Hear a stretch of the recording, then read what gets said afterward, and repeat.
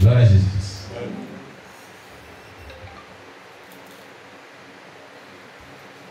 Alors, nous conseillons donc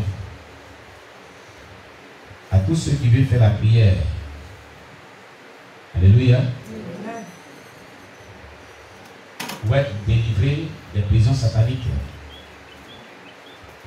de la stérilité, de faire la repentance personnelle, de la repentance d'identification concernant l'adoration des eaux, les perversités sexuelles telles que l'impudicité, l'adultère, l'inceste, l'homosexualité.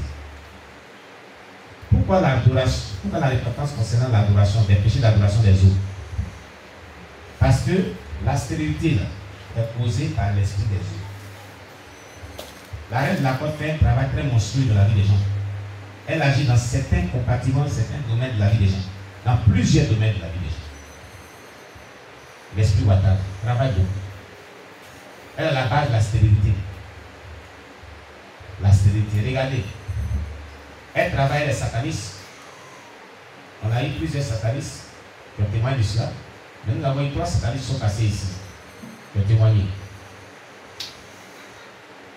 Des Bibles fidèles, qui était la dernière sataniste passée ici, avait dit comme cela, elle travaillait à la reine de la côte.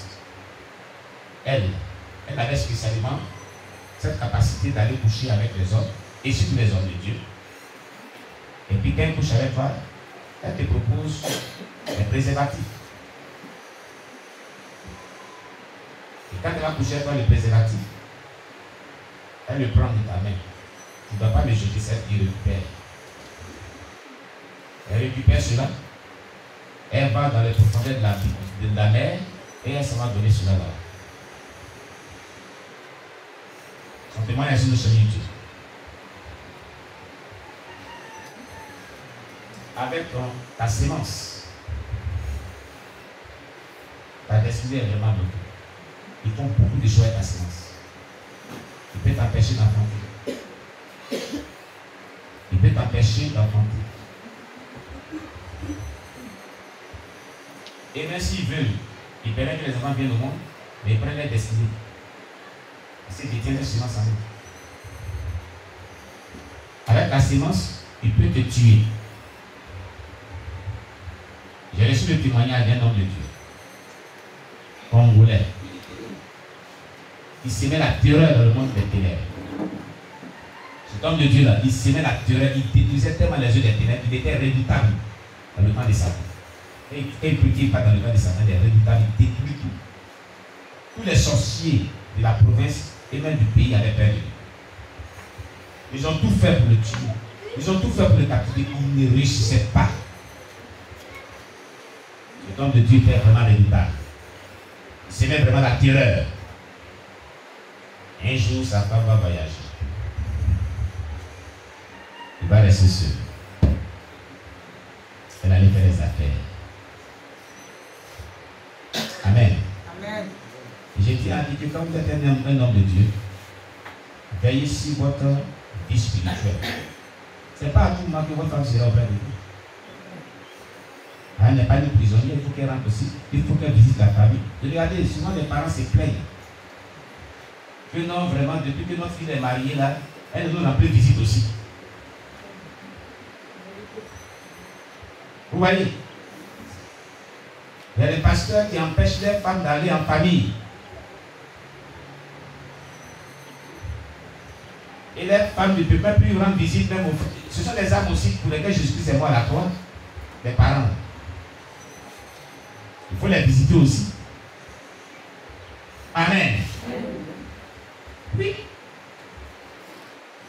Il y a des couples chrétiens dans lesquels vraiment monsieur comme madame ou le frère ou la soeur n'auront plus visite, ne vont même plus au village, n'auront plus même visite à un parent quelconque. Et c'est ce que Jésus a dit dans sa parole. Mais nos parents aussi sont des personnes pour lesquelles Jésus est mort à la croix. N'est-ce pas? Jésus n'est pas mort à la croix pour tout le monde. Alléluia. Est-ce que le Seigneur n'est pas mort à la croix pour tout le monde? Amen. Regardez ce qui est mauvais. Ils ne rendent pas visite à leurs parents. Hein. Mais au contraire, il rend visite aux parents des autres. Oui, la sorcellerie qui dit qu'il ne faut pas aller là, ils vont mettre dans les lits des sorciers dans les familles pour prier. Mais quand dans les familles, là, ils ne rentrent pas là-bas. Comment vous trouvez ça? Hein? Comment vous trouvez ça? C'est injuste devant Dieu. Ah bon? Donc Jésus n'est pas mort aussi pour tes parents. Hein? Jésus n'est pas mort sur la croix pour tes parents. Eux aussi n'ont pas le droit de connaître Jésus-Christ aussi. C'est vrai. Il y a des hommes de Dieu et c'est la réalité. Jésus l'a dit. Nul n'est prophète chez soi. Amen. Voilà. Nul n'est prophète chez soi. Mais n'empêche que on rend visite aux parents et qu'on continue d'annoncer la parole de Dieu. Même si on n'est pas prophète chez nous. Ça n'a pas empêché Jésus d'aller dans sa famille et de faire l'œuvre de Dieu.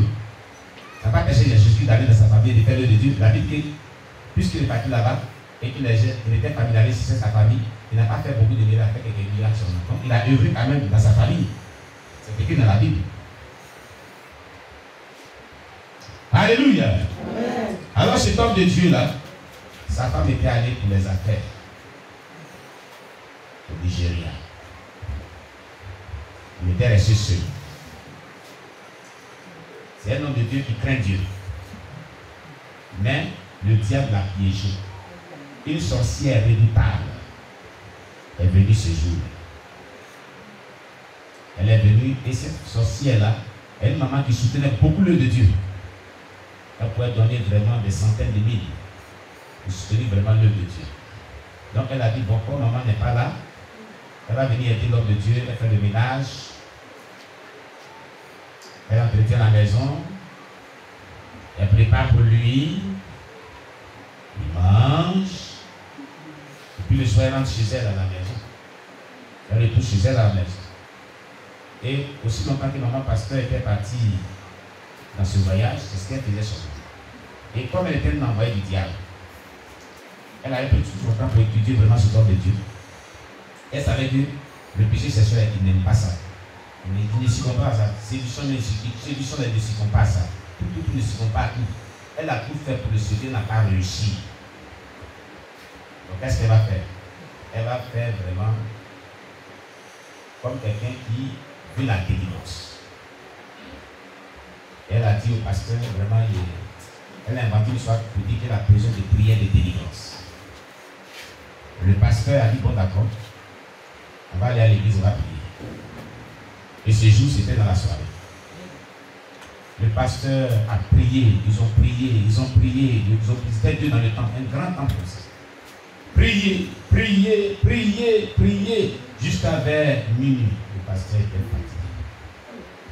Il dit, bon, aujourd'hui la séance là, ça va prendre flambe, venir sur le Seigneur, et on va se séparer. Et dans la prière de remerciement là, pasteur ayant les yeux fermés, la maman là se met nue comme vers de terre. Pas caleçon, pas soutien, dans le temple de Dieu. Comment le pasteur va dire au nom de Jésus, Amen, au nom de Dieu, voilà, afin devant lui. Il veut tourner son visage au parti, elle le saisit. Elle dit, si tu ne couches pas moi ici, je vais crier pour dire que tu m'as violé.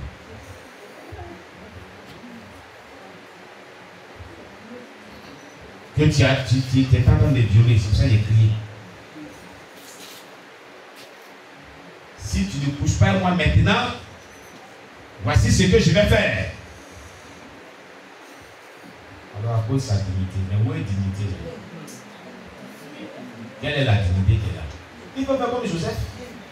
La solution de la vie. Joseph a fui, il est parti. On l'a accusé, mais néanmoins il a payé le prix. Dieu est juste, Dieu de justice. Il a enlevé les dents. Et il a couché avec elle dans le temple. Il a couché avec elle dans le temple. Et quand il a fini de coucher avec elle,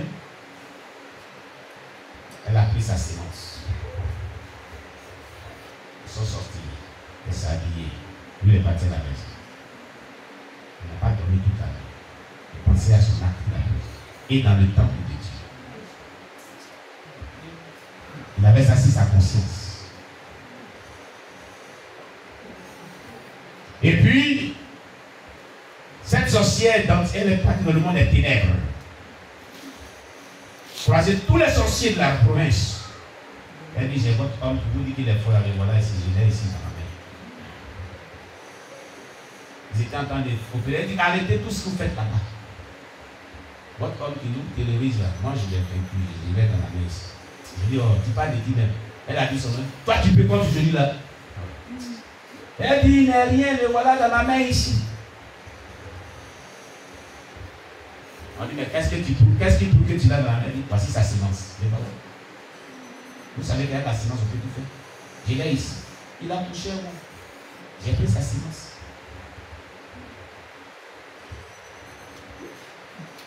Et par cette sémence, ils l'ont tué. Le lendemain, le dimanche qui a suivi, l'homme de Dieu allait au temple pour le culte. Pendant le culte, il a commencé à avoir une fièvre. Il a commencé à mal se sentir. Il a donné vraiment des instructions au diacre, au responsable de continuer le culte, lui va à la maison. Il est sorti, il allait se coucher, il s'est plus réveillé d'abord.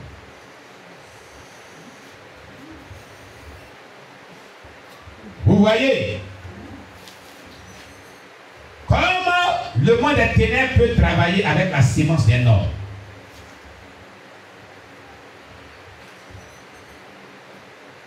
Comment le monde sous-marin travaille. Le péché sexuel, c'est que ça fait. C'est pourquoi dans les églises qui sont sérieuses et qui craignent Dieu, quand il y a péché sexuel, il y a une sous-discipline. Pour exposer ce péché, pour ne même pas que quelqu'un d'autre vraiment s'adonne à voir une telle pratique. C'est nécessaire. Il fait une sous-discipline pour interpeller tout le monde. On ne peut pas commettre ce genre d'acte d'accord. Ne jouez jamais avec le sexe si vous n'êtes pas marié. Le sexe a lieu seulement dans les relations conjugales de mariage approuvées de Dieu, bénies de Dieu, qui ont suivi vraiment les principes bibliques. Vous comprenez? Déborah de San Pedro qui est venue ici par 2 fois, on avait son témoignage ici, à l'espace devant l'église. Elle dit, elle et puis la maman Cassos ont dit, quand vous n'êtes pas encore mariés et que vous couchez ensemble, ce sont des démons qui viennent et puis ils sont là, ils assistent votre relation sexuelle. Et quand vous couchez, ils prennent votre sémence. Puisque vous n'êtes pas protégé, vous êtes vraiment dans le péché, il n'y a pas des anges de Dieu qui vous protègent. Donc ils ont accès facilement, ils prennent votre sémence et puis ils s'en vont avec ça. Ils font tout ce qu'ils veulent avec. À partir de là, ils peuvent détruire votre destinée. À partir de là, ils peuvent vous lancer des sorts. À partir de là, ils peuvent vous lancer des maladies incurables. À partir de là, ils peuvent vous envoûter. À partir de là, ils peuvent prendre votre avenir. À partir de là, ils peuvent jeter la malédiction, les sortilèges dans votre vie, des maladies sataniques, des envoûtements, des ensorcelements, des problèmes d'enfantement, des maladies de gonorrhée. Ils peuvent vous lancer tout ce qui est mauvais. Donc, si tu as l'habitude de jouer dans le péché sexuel, tu te fais du mal toi-même.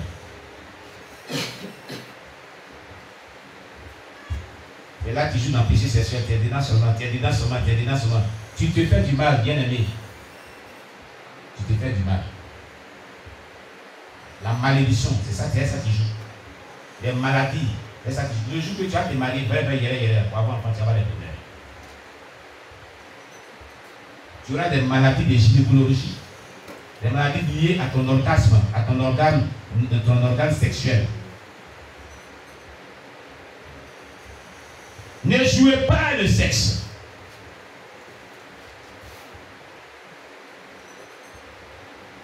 Alléluia. Amen.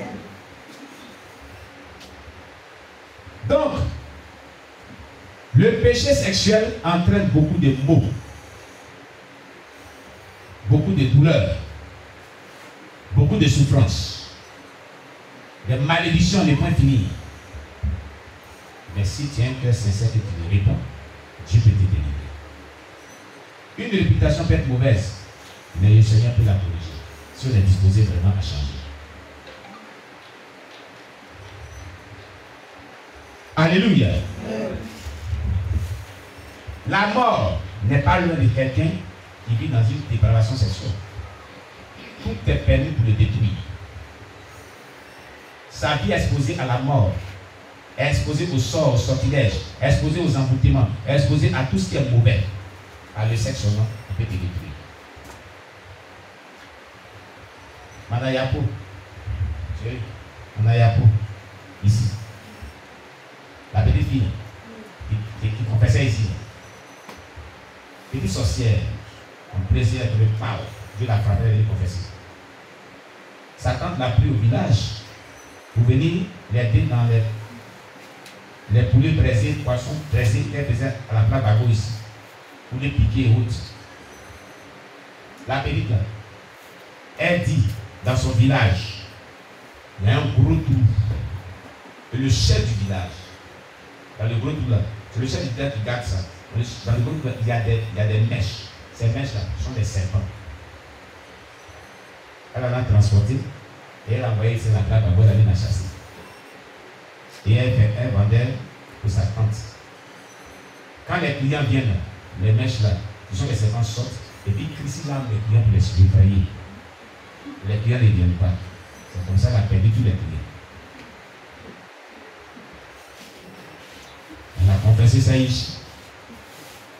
Je vous dis quelque chose de réel comme j'ai vécu ici. Un jour, elle m'appelle, elle dit papa, ma fille a dit qu'il y a un souris mort qui est dans la mèche là, puis chasser des mèches là, comme vous brûlez les mèches, allez brûler, passer, Dieu a pensé à l'attraper. C'est comme ça qu'on a compris après, parce qu'elle a confessé. Ces mèches, elles ont envoyé cette fille et brûlé celle-ci dans le bas. Elle est souris mort. On a pu les brûler net.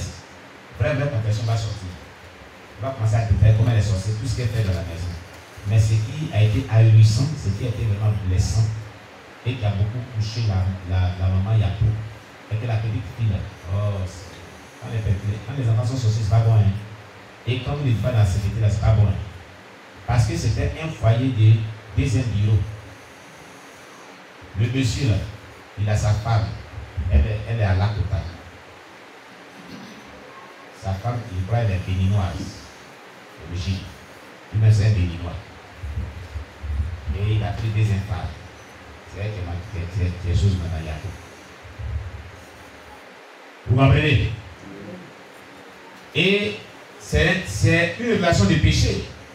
Donc il n'y a pas de couverture spirituelle, il n'y a pas de protection de Dieu dans ça. La petite est venue. Elle va choquer sa tante. Elle dit, oh, c'est pas tes dents. Et c'est pas tes dents. Mais la nuit, ici, la vie, tout se passe devant moi. Une petite fille,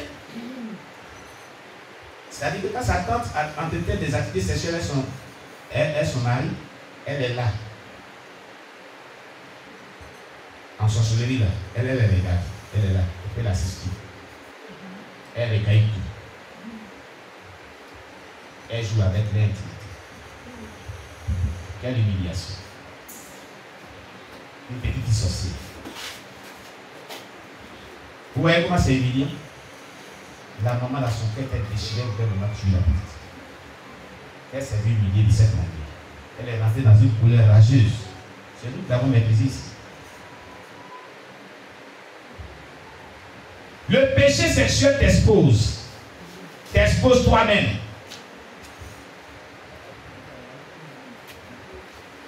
Alléluia. C'est passé ici. Gloire à Jésus. C'est pourquoi nous disons à tous ceux qui vivent la chrétienté de haïr le péché, comme Dieu aime le péché. N'aimez point le péché. Haïssez le péché sur toutes ses formes.